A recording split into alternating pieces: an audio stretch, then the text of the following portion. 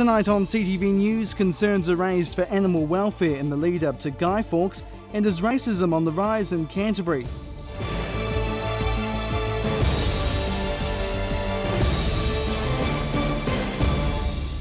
Kia ora, good evening, welcome to CTV News. Well, another year of fireworks celebrations brings another year of fear for the local SPCA.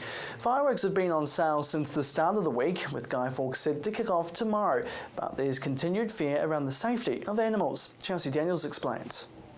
A warning to pet owners, tomorrow could be one of the worst nights of your pet's life. It's Guy Fawkes tomorrow, a terrifying time for animals and one of the busiest nights for the Christchurch City Council's animal control team.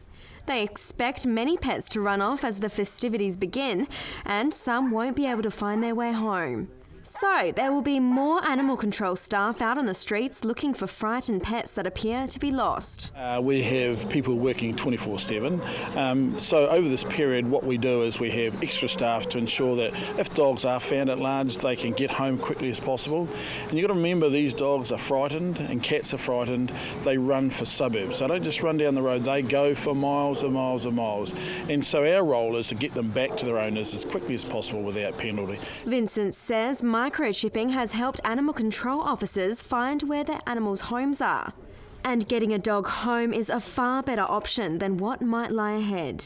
The second option is to take the pet to the council's dog shelter, where an owner has 7 days to claim it before it can be legally put down. So Vincent says the more dogs out of the pound, the better. Our first objective is not to take the dog to the shelter. Our first objective is to get the dog home as quickly as possible, no penalty. Get your dog and look after and be safe again. So the cost to the dog owner is probably nil, but there will be a cost to the community in terms of my staff having to work extra hours over the next 2 or 3 nights. The SPCA wants fireworks banned from public sale. We want fireworks banned from public sale, and I think it's appropriate now to just have public displays that are well managed by experts, and I think the public's behind that as well. We see a lot of social media comment around public wanting fireworks banned because they are pet owners, and every year they go through this cycle of having pets distressed. And it's not only around Guy Fawkes, it's also the months after that leading up to Christmas, New Year. People tend to stockpile and let the fireworks off for any reason to celebrate. They created a petition around the same time last year and got over 32,000 signatures. Yeah, and we do have a handful of call-outs with our animal ambulance to go and help pets that are distressed, or one particular case we had a dog in the Port Hills which got stuck down a gully after it escaped from a property, and we had to rescue that. We've had instances of horses bolting in paddocks and getting very frightened. And Vincent of the Animal Control Unit for the Council agrees. The extra expense we have to go to try and deal with the lost dog problems, the lost cat problems, I guess there's fire issues in terms of the fire brigade having to deal with those, all for the sake of fireworks. And I understand in displays, that's fine, but otherwise I don't see any value they add. Fireworks went on sale on Monday and are allowed to be sold up until tomorrow. And fireworks seller Tim Hunt says sales have been great this year. He has been selling packages from $12 to $250 and gives safety warnings to customers. But his best tip, have a bucket of water handy. Chelsea Daniels, CTV News. So what do locals think about Guy Fawkes celebrations? CTV News took to the streets to find out.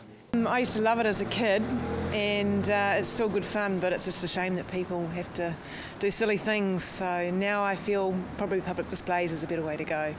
Probably go when they're real young, probably public. Maybe when they get a bit older, keep them at home and have a bit of a family function with them. We have a bit of land, so we can probably do it safely at home, but I think in the built-up areas it's probably better to go with public displays here.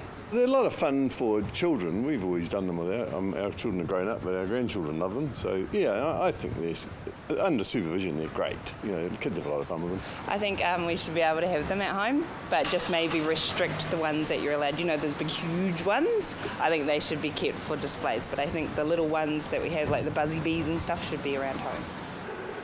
No, it's probably a young kids thing, but too dangerous now. I reckon it should be public display. And the other thing we've got to worry about is our pets. A lot of people don't think about them. Stressful time for them at this time of the moment, but yeah, and if it's under supervision, yeah, it's got to be good supervision.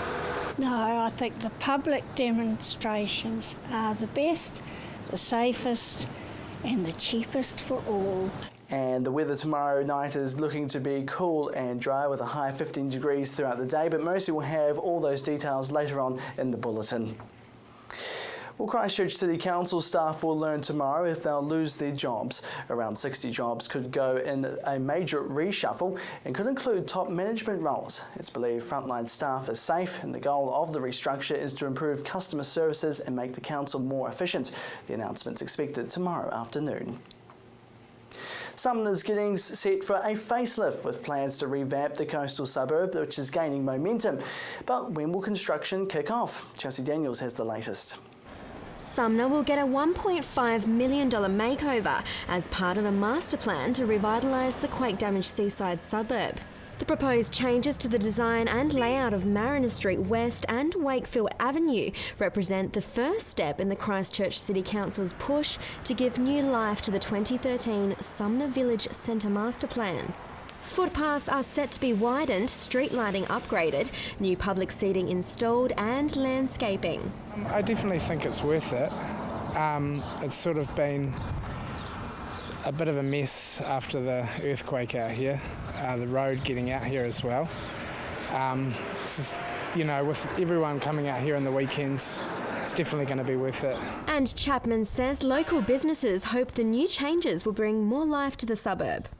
It would be good to see more businesses out here, and there's a lot of empty space. It's just sort of sitting there. I mean, this place is, in the weekends, it's a traffic jam, to get out here. Councillor Yanni Johansson says the residents of Sumner have made a huge commitment. The businesses have struggled, and I think now it's really important. It's a small price to pay for a council to invest in this area as it begins to return to, levels of service that were pre-earthquake in terms of roading, in terms of infrastructure, and just to kind of add an additional layer of amenity that really connects Sumner back into the city. The Sumner community has been vocal about the changes in their part of the city, something that Johansson says doesn't go unnoticed. The critical thing with this project is the community board and the council worked very collaboratively with the local community from the start.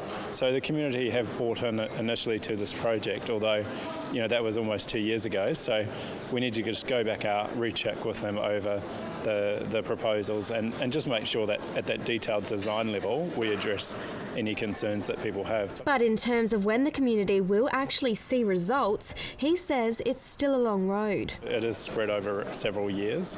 I think the critical thing is that we get on and we do it, and we've still got a number of big decisions that need to be made around that whole road corridor, particularly when you think about some of the cliffs along the way. The council hopes to have construction underway by this time next year and to have the project completed by March 2017. Chelsea Daniels, CTV News. The killer of schoolgirl Jade Bayliss has failed in a bid to go to the Supreme Court to appeal his conviction. Jeremy McLaughlin was jailed in 2013 for a minimum of 23 years for strangling the 13-year-old in November 2011. He also stole items from her family's home and set fire to the house. The Supreme Court rejected his request for leave to appeal his murder conviction. He was on the verge of being the first criminal in New Zealand to be sentenced to life without parole. Well, still to come here on CTV News, your neighbourhood news update.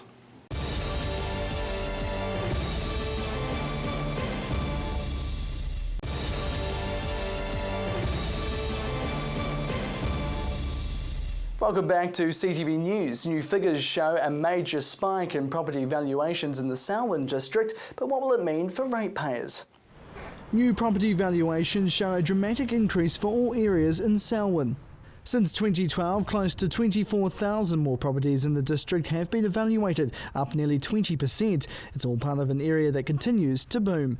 And although the increased rateable property values are good for many, it could be a little harder on the back pocket. Well, it increases our rating base, but it doesn't necessarily increase our rate take because we actually have an annual budget process. We work out what we think our work program is and what that will cost, and then the rating base or the valuations are used to actually proportion that among our rate ratepayers. The district's rates rose by an average of nearly 6% this year, but that number may not be used again anytime soon. I don't think we'll be having quite those rate increases in the future, but we have to start working through our annual plan, and of course the more growth we have, the more requirements there are for us to meet the service levels that our ratepayers want. Here's how the numbers stack up. Business properties in the area saw the biggest increase over the last 3 years, with values rising by around 40%, followed by rural sectors at 28% and residential by 19%. It comes as no surprise, with the council saying they're well prepared. We're still seeing a lot of considerable growth. I thought it might have eased off by now, but it hasn't, but we'd expect it would at some time in the future. So it could still be one of the fastest growing districts for some time yet. Jared McCulloch, CTV News. Police did nothing wrong when they rammed a fleeing driver's vehicle and tasered the occupants. That's the finding released today in an independent Police Conduct Authority investigation into the incident last year. Police chased the vehicle on Marshlands Road, abandoning the pursuit 3 times due to the speeds involved. The car was found again in Hill Morton, where the offenders tried to ram a police car. Another police vehicle then rammed the Honda Prelude in defence. Police then used tasers and police dogs to apprehend the occupants of the Prelude. Well, local cultural groups believe racism is still very real in Christchurch, an issue being brought up at a council committee meeting tomorrow. The group's hoping new council policies will help spark a change in society. A committee at the Christchurch City Council is working with cultural groups aiming to fight racism around the city.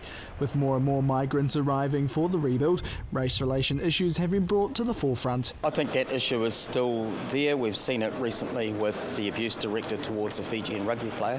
So we like to think that in 2015 we're at a point that actually that isn't an issue, but I suspect it is still something that festers beneath the surface in some quarters. Livingston believes now's the time to talk about racial issues as the city and region becomes more multicultural. It's a kind of a process of consciousness raising so that we make people aware of any kind of assumptions and default settings that they may carry within them individually, but also socially. It's always good to challenge that and to progress as a society. And he believes council has an obligation to step in and help tackle the problem. We represent constituents across the social and cultural spectrum. We used to have the Multicultural Assembly.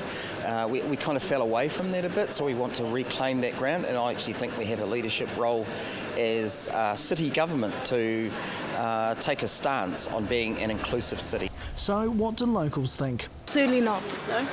I've been welcomed in the city with open arms. There's no problem at all. Not really, because I used to stay in Australia.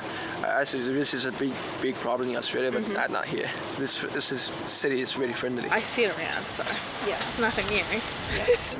We're a multicultural society. We need to celebrate that. The committee is set to discuss the matter tomorrow.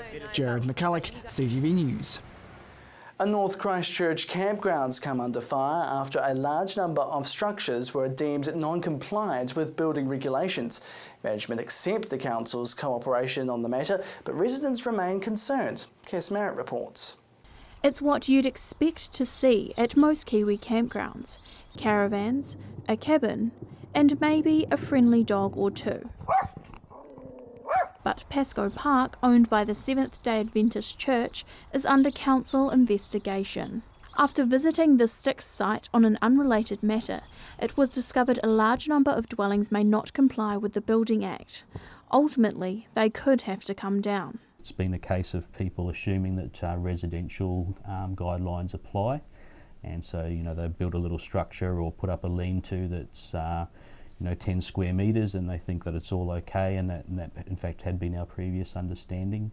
But at question is what the additions are being used for. Work is only exempt from consent if the added structure's within size guidelines and doesn't contain sanitary, sleeping or cooking facilities. Pascoe Park is home to 120 long-term residents, none of whom would appear on camera. It's certainly clear from the people I've spoken to here today that Pascoe Park is home to some very unhappy campers. They've told me they're uncomfortable speaking about the matter as they don't want to stir the pot with council or campground owners. Many of the residents have been here for over 10 years, they're pensioners, and the thought of deconstructing their homes has got them shaken. Council couldn't appear on camera. They said in a statement council staff have inspected the park and identified that building works are non-compliant. Residents would need to apply for a certificate of acceptance to prove compliance, but at this point that looks unlikely to be granted. The camp manager maintains there's been no deliberate breach. He's now working with residents to hear their concerns. The changes that we're facing, do have an impact on, people, and the human element and the sense of community that's there. A community whose place they've called home is for now up in the air. Cass Merritt, CTV News. Now let's cross to Bridget Rutherford in the newsroom with what's happening in your neighbourhood.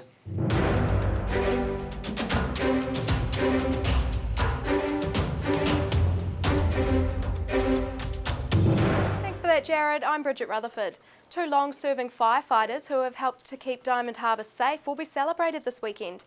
Fire Chief Don Cameron will retire after 50 years with the brigade, and Senior Station Officer Barry Craw will be recognised for 25 years service.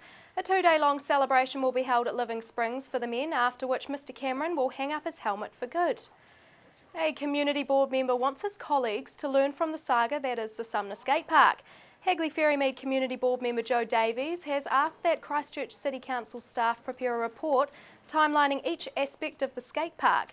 Giant clothing brand Levi's had offered to pay $80 grand towards the construction, but later pulled out because of the delay in gaining resource consent. The future of building the park is now uncertain. Davies says the report would help the City Council learn where it went wrong.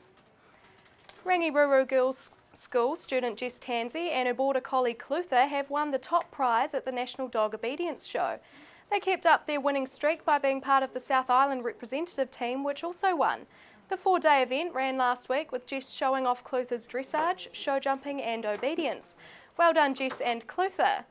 Simply doing his sums has put Lincoln High School 14-year-old Alan Lee in elite company. Lee is one of 69 students from around the world and just 4 from New Zealand to receive a medal in the Australian Maths competition. Several 100,000 students from more than 30 countries entered this year's competition. This included about 15,000 entries from almost 300 primary and secondary schools in New Zealand. Tinkering around in the shed has paid off for Burnside High School student Nathan James. James was the overall male winner in the Bright Sparks Award with his invention of an automated bin device for supermarket bulk good dispensers. This means if you want 200 grams of Jaffas, you'll get 200 grams instead of estimating with your belly. It was his second year entering the product that he designed after going to the supermarket to buy trail mix. Nathan says this was his 3rd prototype but feels he's got it pretty perfect, which is now able to measure as low as a gram. Paintings of schools, which haven't existed for more than 70 years, were rediscovered in time for Leaston Consolidated School's 150th. The paintings of Doyleston, Brookside and Lakeside schools were found recently amongst the possessions of former Leaston resident Bill Miller, who died 30 years ago. The schools were amongst 5 which merged in the 30s and 40s to form Leaston Consolidated. The paintings were part of a display at the anniversary celebrations last week. They were discovered by Mr Miller's daughter Barbara Pickering and her husband Bill, who were sorting out some family possessions they had in storage. From the newsroom, I'm Bridget Rutherford.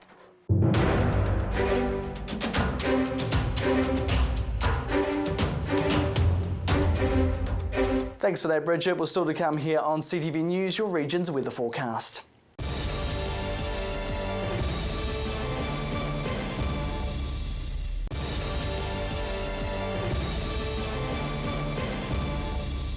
Welcome back to CTV News. Now here's Gordon Finlater with the latest in local sport.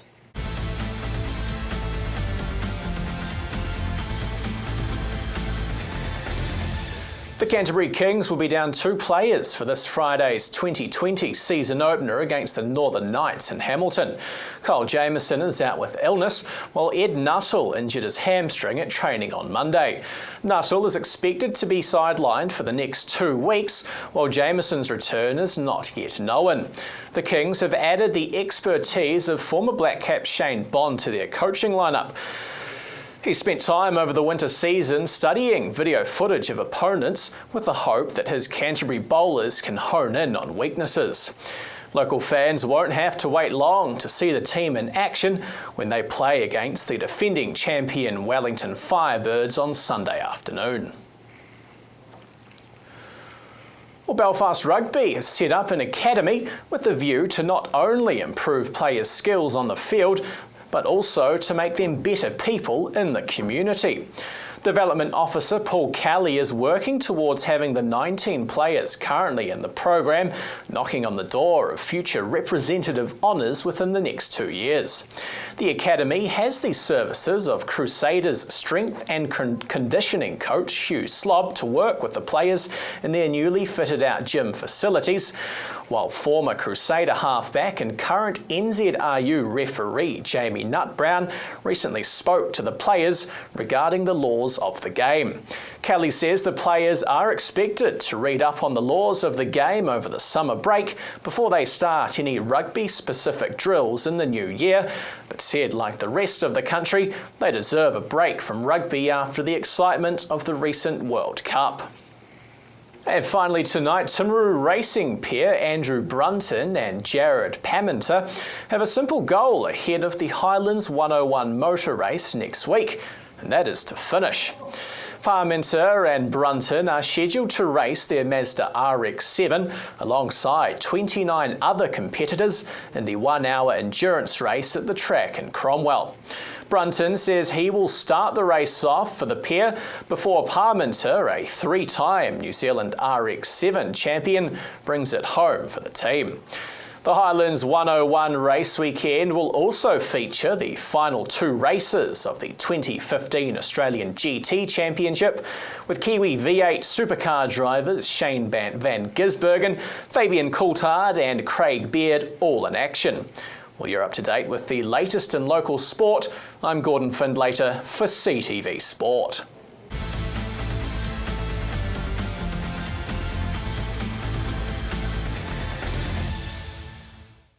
Welcome back to CTV News. Now here's Mercy with your region's weather forecast.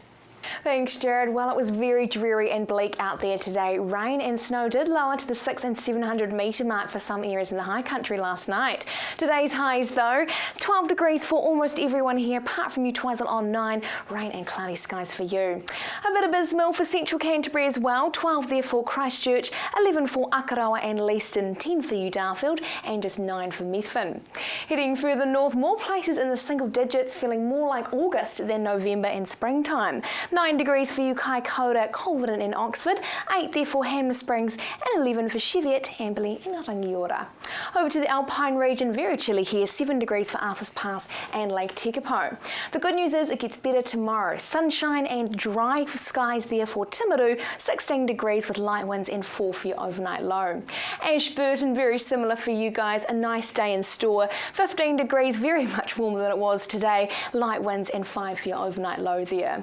Christchurch, can expect it to be a little bit cloudy first up, but that sun will be showing its face later in the afternoon. 5 degrees for your overnight low there and 15 for your high. Kaikoura, light winds and sunshine for your Thursday, 14 degrees for your high there. Looking to South Canterbury for tomorrow's weather, you can also expect a lot better weather than it was over the last couple of days. Sunshine there for Waimata and Twizel, 16 degrees for you Temuka. Looking to central Canterbury now, again much more calm, dry and settled. 15 degrees for Akaroa, Leeson and Darfield, and 14 there for you Methven. Heading further north now, Hanmer Springs on 14 degrees, 15 for Cheviot, Colvin, Oxford and Rangiora, and 16 for you Amberley, sunshine for you guys. Over to the Alpine region, more sunshine here as well, 11 degrees for Lake Tekapo and 10 for Mount Cook, so still cold for you guys. Looking ahead to Friday and Saturday, Friday's looking much the same, but temperatures are increasing. 18 degrees for Timaru and 17 for Ashburton and Kaikoura, a few northeasterlies for Christchurch and Ashburton. Flipping over to Saturday now, the start of the weekend looking really nice. 21 degrees is the high for Ashburton, 24 Christchurch, and we are seeing light winds throughout the day. Looking to the rest of the Canterbury region on Friday, light winds and we are seeing a few afternoon sea breezes come through, a few northeasterlies for central Canterbury areas, and as we head further north, beautiful sunshine. Looking to Saturday, oh, it's looking good for the weekend. I always like to see that. Lots of sunshine, cloudy skies here and there, but mostly a really fine, dry day.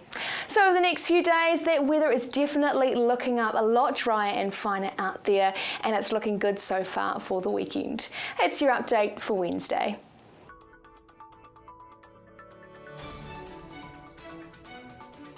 Thanks so much for that, Mercy, and that is CTV News for Wednesday. You can find all our stories and bulletins on demand at ctv.co.nz. Thanks so much for joining us. I'm Jared McCulloch. Have a great evening.